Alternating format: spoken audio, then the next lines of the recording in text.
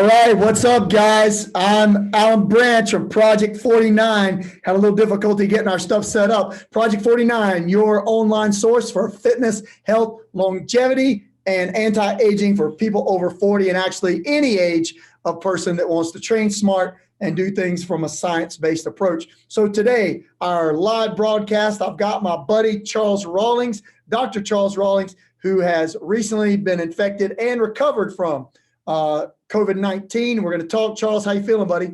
I'm good, man. How are you doing? I'm good. So I know that a couple of weeks ago, you said, it's about 5 weeks. A couple weeks ago, you said, hey, I'm going to New York. And I was like, dude, you're nuts. And you're like, no. So you go on to New York and all of this stuff happens. And I haven't seen you in a while. And then I call you and I say, what's going on? And we start talking about the virus. And the word I get is, well, I've already had it. So that's it. First of all, what happened and how did you think you got it? All right. We were visiting New York the weekend they actually shut it down. We were there from Thursday until about Sunday. The city itself was completely empty. The streets were dead. There was no one really around. They had just started doing takeout food services, and we were staying in a hotel in Midtown there at Times Square. We decided to change our flights from JFK over to New Jersey, and we left on Monday. About a week later, almost exactly a week later, the following Monday, I started feeling I don't want to say fluish, just because I think that's sort of a misnomer. Started having severe headaches, which I never have, neck aches, then muscle aches. Then I spiked a fever on Monday evening into Tuesday evening. I didn't take the temperature, but it was probably somewhere around 102, 103. You hear about people with the severe fevers and the nightmares and that. I think any person with high fevers are going to have nightmares. I don't think that's restricted to the virus itself. So by Tuesday, at Tuesday night after the fever broke, on Wednesday was fairly severe body aches. And then they talk about the cough, which I had just a little bit. But I went running both Wednesday and Thursday and noticed that my wind was off just a little bit. What I also noticed that was interesting during this time was a little bit of disorientation, a little bit of anxiety about certain things, nothing specific, just general. And by the weekend, that Saturday, I went for an 8-mile run and noticed again a little bit of shortness of breath, a little tightness. But since then, it's been pretty much back to normal. I can say my running is back to normal. Maybe last week I had a little bit of chest tightness occasionally if I stretched it out some, but I'd say I'm back to normal at this point. So for people that are going to be listening, what's your medical background? I am a neurosurgeon as well as a plaintiff's attorney. Okay, and so would you think that your results typical, vary so much from person to person? What would you say about that? My results actually are not typical. You've got to remember that based on some of the surveys that they've done, particularly in Iceland, that 50% of the people are completely asymptomatic. So just having some symptoms is atypical. And there have been 2 recent studies, one out of Los Angeles and one out of Stanford, where the number of people with antibodies, meaning that they've been exposed to the virus, is 80 times higher than the actual people that have been tested positive. And so the vast majority of people have absolutely no symptoms at all. So what do you think you know me pretty well. What do you think the likelihood is that I've already been exposed to it? I think there's a chance that you have been, just based on the gym itself. But our area, Forsyth County, is not a hot spot like New York. We're not seeing the. You don't have to be a hot spot. There's been no testing really in the county or the area, which means that there may be low numbers of people tested, But remember that these studies indicate that up to 80 times the number of people that test positive have been exposed. So if you've got 1,000 people testing positive, based on those studies, up to 80,000 have been exposed to the virus themselves. Wow. So that number is just kind of mind-boggling that many people have already been exposed or could be walking around without symptoms. That's what, I guess, does that make you fear it more, knowing that there are people walking around that, two things. Does it make you fear it more knowing that many people could be infecting people walking around? And then two, I know this isn't normally the case, but I saw a story about an Ironman triathlete who was like 31 years old that barely recovered, like he almost died from it. And I know that typically it's targeting people that aren't in as good a shape or have comorbidities. So what do you think about that? What a part about it? Like, can you be more exposed than somebody else? Could that affect how much you got it? Stuff like that. There's a multitude of questions in that in that thought process. First, I would not use the term fear. This is a viral disease. I think that people who are at risk, including the elderly, the folks with comorbidities, particularly the folks that smoke, the obese, should take very special precautions about this virus. I think the term fear is misused, but people, quote, fear it because it is very contagious. And the other interesting part about this is that it's contagious when people don't have symptoms. I was talking to a colleague the other day, talking about social distancing, and they go, well, we don't social distance when we have a flu. And that's not true at all, because what happens is when you have the flu and you're contagious, you have symptoms. You don't go to the movies, you don't go to a sporting event, you stay home and stay in bed. You self-isolate. Here, with this virus, you can have it, have no symptoms, and be contagious. And that's why you don't social distance yourself, because you don't know you have it. And one of your interesting questions was, can you be exposed to more of it? That, I think, is an ongoing research issue, depending on how much viral load you have been exposed to. Are you more likely to get it if you've been exposed to a large viral dose? Are you more likely to get it if you've been exposed to multiple viral doses?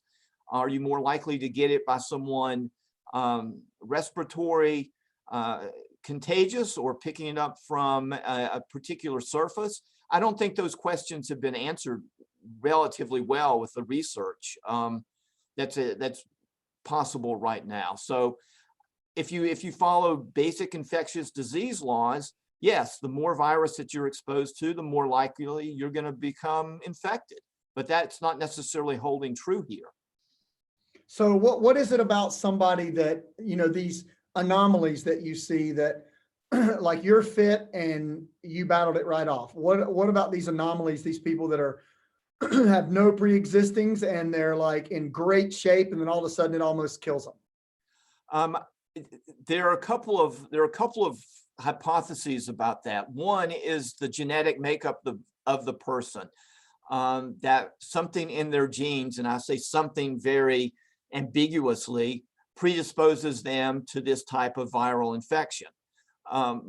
More common is that the people who catch it and are basically incapacitated by it have some pre-existing condition that they're not aware of. Like a good example that I always use is that young soccer player, I believe he was from Spain, who was 21 in good shape and caught it and died. Well, what the public or the press doesn't tell you necessarily is that this person had undiagnosed leukemia. And it was the leukemia coupled with the coronavirus that ultimately caused his death. He had some sort of a pre-existing condition. So the ultimate question that everybody wants to, well, let's ask it in this order. what can the regular, like you see every now and then you'll see somebody like Dr. Oz or a couple of doctors who will promote taking vitamins. And, I think right now it's a C, D, and zinc combo is recommended. And then you'll see other people saying, oh, you can't tell anybody that C, D, and zinc is going to help them ward off coronavirus. Make some sense out of that for us. Sure. Like I said, it's a viral disease that typically is transmitted through the mucous membranes of your nose and your mouth. Zinc is well recognized as a material, and in this particular case, a mineral that helps keep the virus from attaching to mucous membranes. Vitamin C is well known to increase the ability for the immune system to recognize a dangerous pathogen. So there's well-grounded use of zinc and vitamin C, particularly in colds, which are another form of coronavirus, as well as the flu. So guys, if you're watching and you have questions, ask them. We're trying to monitor Dr. Rawlings talking and my Q&A over on the side. So if you have any questions, feel free to ask that. If it comes through, I'll be glad to put it forward to Charles. So what's the dosage, Charles? So if you, like if I normally take a vitamin C, D, and zinc, do I up my dosage right now because this is around, or do I just keep it what a normal, because nobody gets their daily requirements of their nutrition without taking a supplement, I don't think. So how much more do I need, or do I need any more than usual? I agree with you. Most typical folks do not get their daily dose of almost any minerals or vitamins without a supplement. And I would say that you should probably be doing this during the cold and flu season regardless. At least 1,000 times daily requirements of your zinc and your vitamin C. Vitamin C is a water-soluble vitamin, so if it's in excess, you typically are able to pee it out.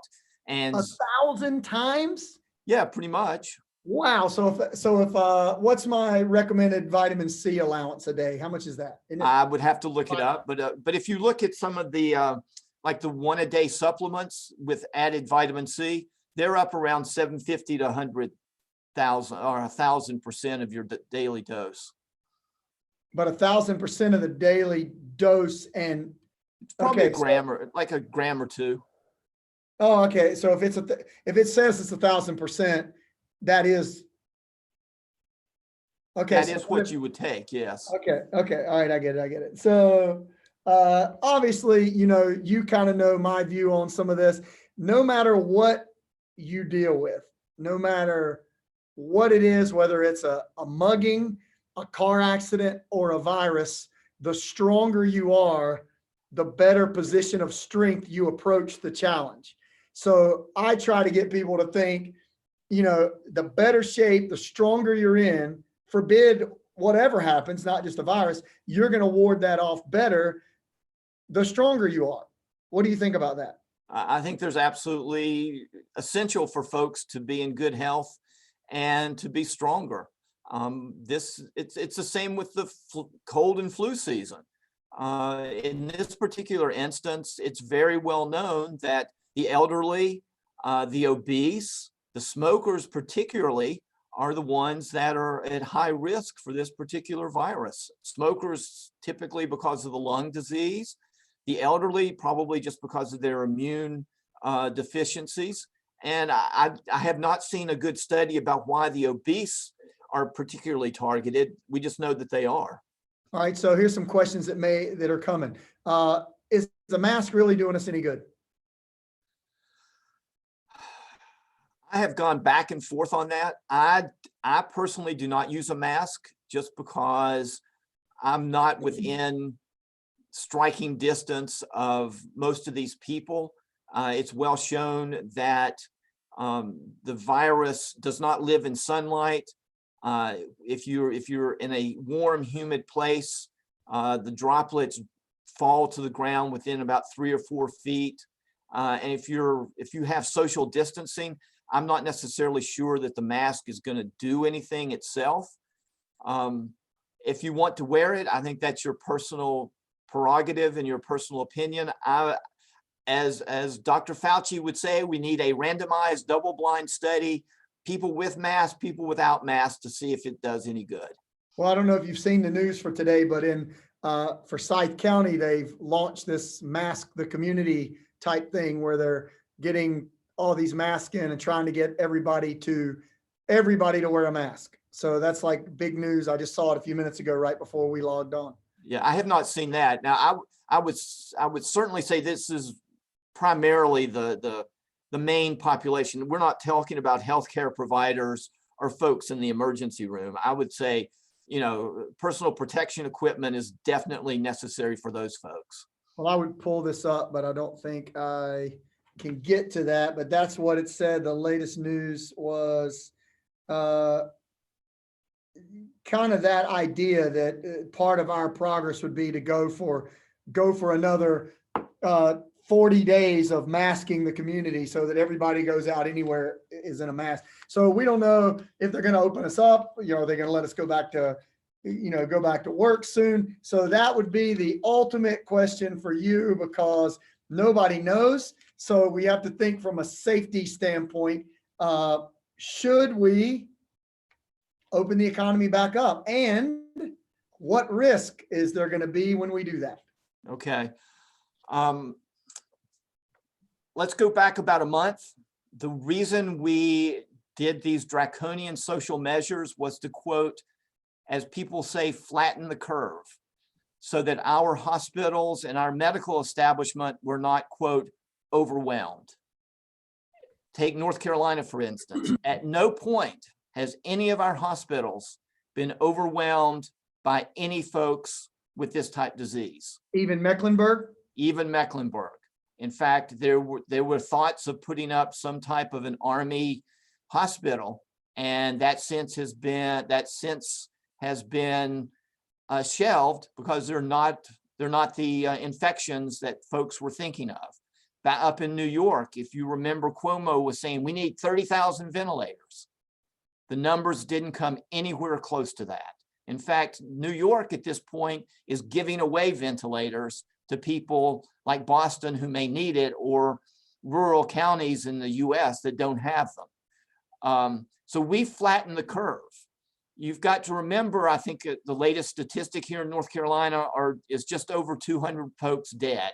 Now that's a tragedy that people die, but if 200 people is not an epidemic of this.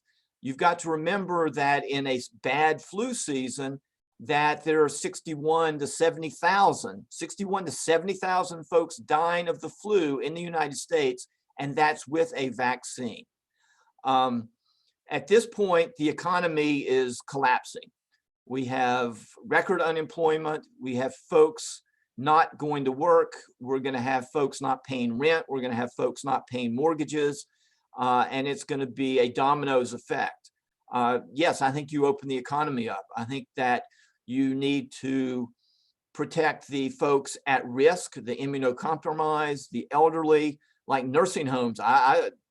Until you get a vaccine, I don't know that you would ever open up a nursing home, but someone who's healthy, opening up a garden shop or a hairdresser or a gym. I think if you take proper, quote, precautions to make sure that there's no fear involved in it, then yes, I think you need to open up the economy.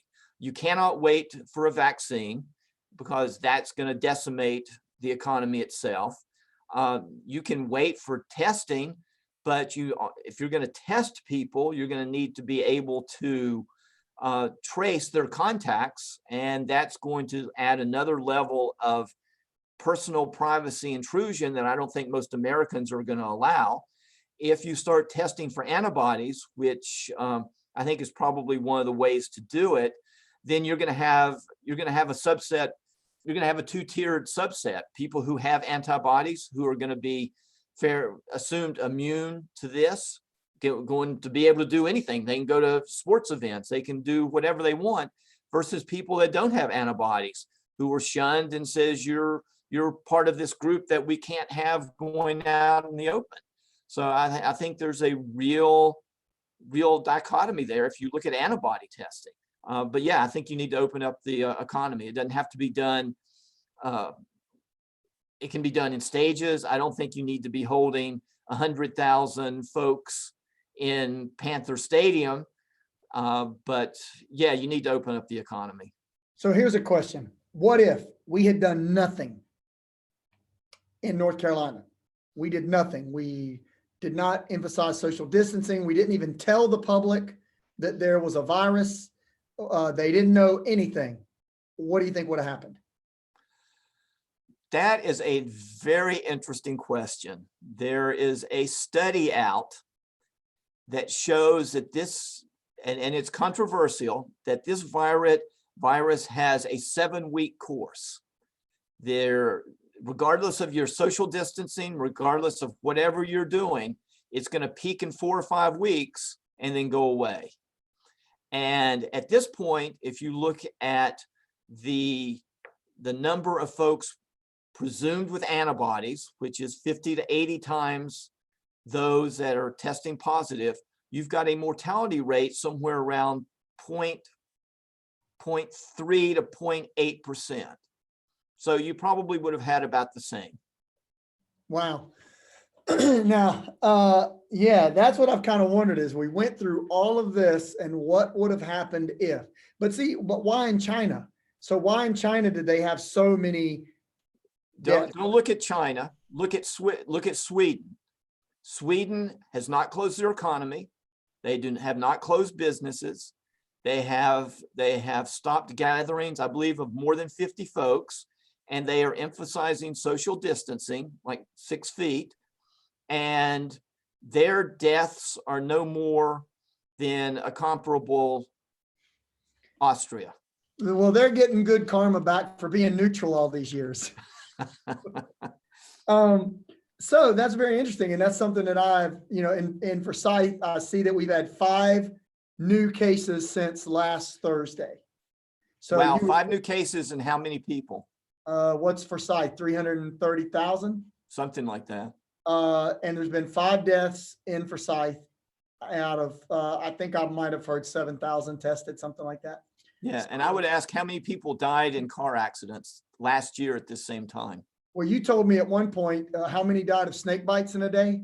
About 105 die of snake bites in the Yeah, US. you made me nervous, man. Every time I go out and work on the yard, I'm like, oh, you look out, it's a snake. I'm trying to be careful and make sure I don't step on anything. I'm worried that a piece of Skylab is going to fall out of the sky before I get the virus.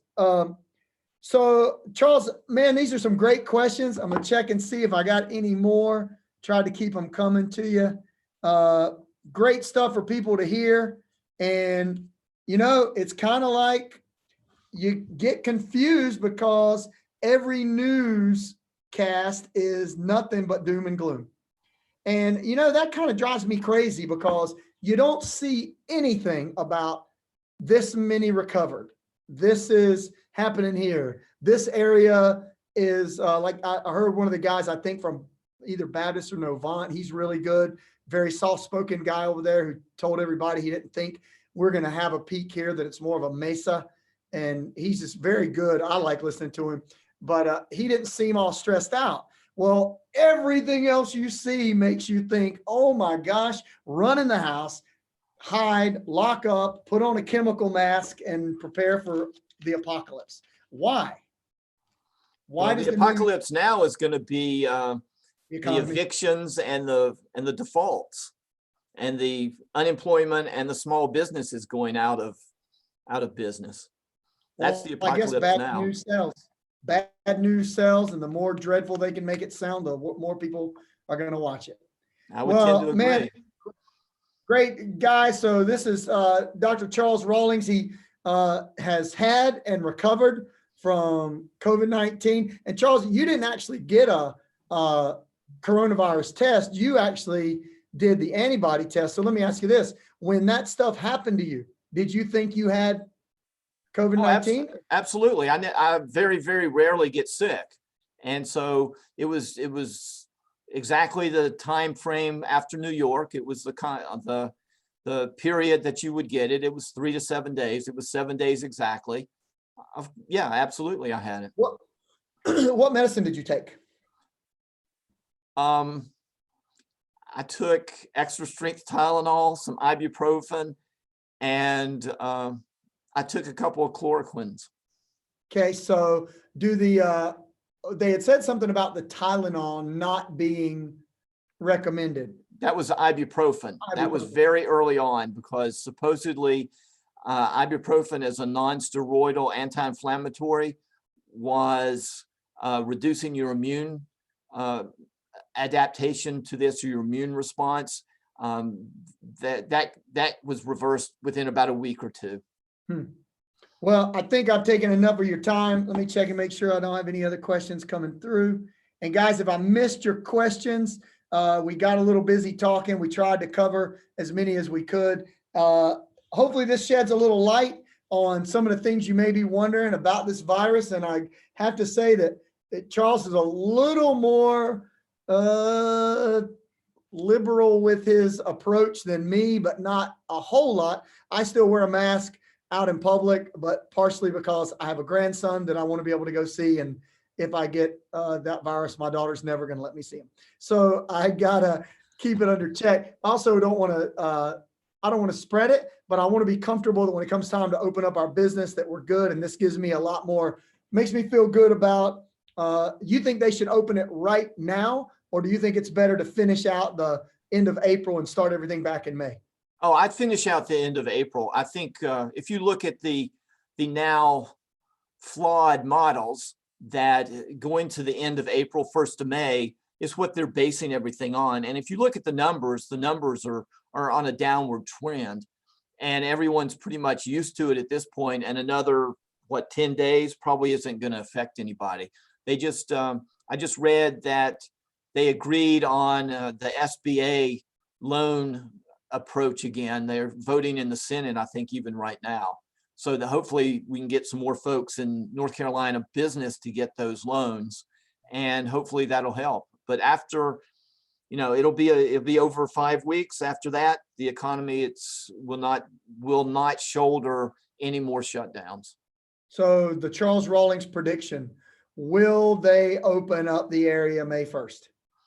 That will be up to Governor Cooper. I will also say from a legal standpoint that I think as the Attorney General has noted, that you are stepping on folks' constitutional rights, particularly freedom of religion and Fourth Amendment takings. And some of these more draconian measures, particularly in Michigan, that we're looking at that are arbitrary and capricious, I think are the legal terms. You can go to Walmart and buy this, but you can't buy seeds, or you can go to a liquor store and buy this, and you can't go and get potted plants.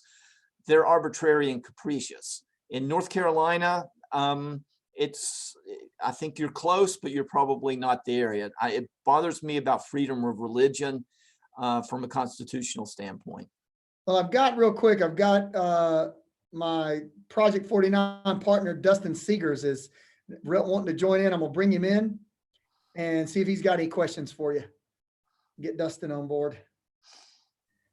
And there's my man. What are you looking kind of cool there with your shades, Dustin Seegers? Oh, we can't hear you, buddy. Let me unmute you. There we go. What's up, man? Just got out here on my back deck, enjoying the day. Just got in from work. Have you been able to hear what Charles and I have been talking about so far? I have not. I just rolled in. Okay, well, I'm glad you popped in to say hello. I went over a couple questions. We went over, how Charles, how he thinks he contracted it, what it was like, what should the average person expect, who's at risk, what can people do to ward it off, and should the economy open back up? And these are things that we've covered. Do you have any specific questions for Charles about the virus? No, not at all. I'm looking forward to coming back and listening to the whole thing. Good, good. Well, glad you jumped in to say hello. Guys, if you're not subscribed to our channel, it's Project 49. And basically the channel is your online resource for smart fitness, health, and training for people over 40. And we say it's over 40 It's actually for anybody that's willing to be smart and listen and not try to kill their bodies, but try to improve it instead. And Dr. Rawlings has been with me how many years now? I think we're going on 7, Alan. 7 years. He's got multiple black belts with us. He follows our training methods, and I would say I think he's a believer. And guys, it's very important to train from a standpoint of getting results and improving longevity and performance, not just to see how much weight you can throw over your head or what type of beast you can become, because a lot of those beasts are injured, aren't they, Dustin? Yes, they are.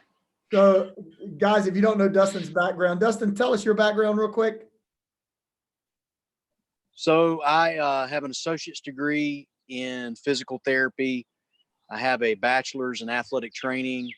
I have a master's degree in Bible exposition, and I'm working on a second master's right now in human movement science. I've been 23 years working in physical therapy and athletic training, and now I'm a director of a small clinic at a large aircraft maintenance organization for both injured workers and those that are there that have personal injuries. I do rehab on site, musculoskeletal rehab. And that's kind of my specialty, is that type of stuff. And that's nice to have in the Project 49 plan. So if we get anybody that comes in broken, we can put them back together. So guys, thanks for joining us again. If you haven't subscribed to our channel, please do so. We're putting out new content twice weekly.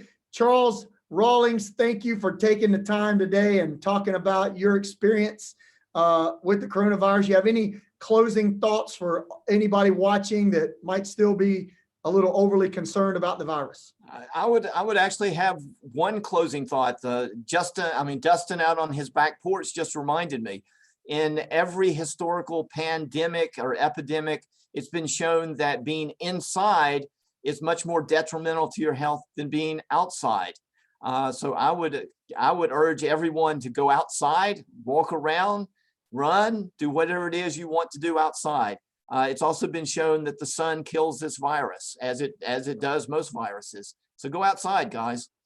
Hey, that's good advice, man. Thanks again, Charles. Guys, thanks for watching today's live Project 49 video. Again, subscribe to our channel if you'd like to get more great content. And hey, leave a comment below. Ask any questions that you have. I see Charles on a regular basis. Well, not during social distancing. Hey, did I tell you I came up with a new term? Social fitnessing. So we can work out from X feet away. Yeah, but I can't hit you then, Alan. You can't hit me anyway. I'm too fast. So guys, thanks a lot for watching. Again, subscribe to the channel. We look forward to seeing you again here at Project 49. Thanks again, Charles. Dustin, good to see you. Thanks, Alan. Appreciate it. All right, guys. See you.